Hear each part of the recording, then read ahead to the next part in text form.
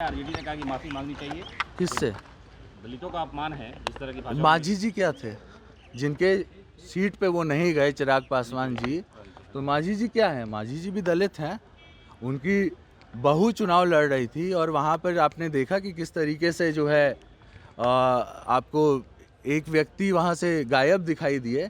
तो जो भी होता है, गठबंधन धर्म आपको ये कहता है कि पिक एंड चूज पॉलिसी नहीं होती है गठबंधन धर्म में।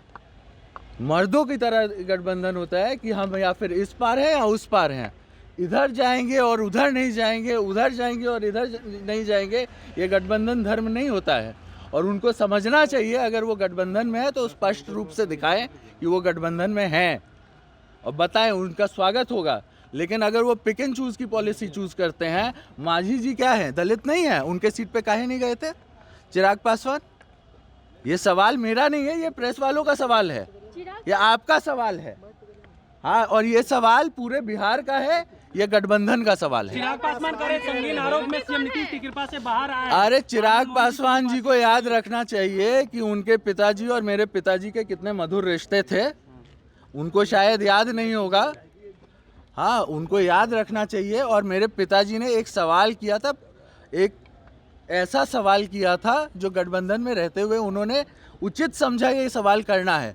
क्या बोला था मेरे पिताजी ने? यही बोला था कि अगर आप गठबंधन में हैं तो स्पष्ट कीजिए, अगर आप पिक एंड चूज की पॉलिसी मत कीजिए। आज इधर जा रहे हैं, कल उधर जा रहे हैं, मांझी जी के यहाँ नहीं जाएंगे, आनंद मोहन जी के यहाँ नहीं जाएंगे। हम भी तो गठबंधन में थे ना, हम तो ये सरकार बचाए हुए हैं।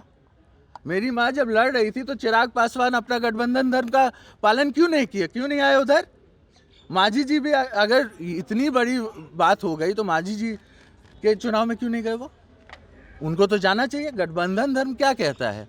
और ये सवाल जो है, ये सवाल सिर्फ हमारा नहीं है, ये सवाल सबके मन में पनप रहा है। आपको लेकर के कह रहे चिराग पासवान प्रदेश में चुनाव लड़िएगा, समय आ रहा है, इस तरह की बातें ना करें। चिराग पासवान ये कह रहे हैं हम नहीं जानते, उनके किसी दल में नहीं है उनके हाँ, तो ये तो इसका जवाब तो अभी हम दे ही ना दिए। नहीं, चेतनानंद जी सवाल ये आप पे भी उठा रहे, कह रहे 25 में आपको भी चुनाव लड़ना है। तो हम किसी के गिदर भपकी से नहीं डरते हैं, उनको भी चुनाव लड़ना होता है। जो जहाँ से वो चुनाव लड़ के आ रहे हैं, क्या हम कोई ऐसा नहीं है कि हम कोई मुर्दा कौम के नेता हैं। आनंद मोहन जी एक जिंदा कौम के नेता हैं, है ना। गिदर भपकी से हम लोग डरते नहीं हैं।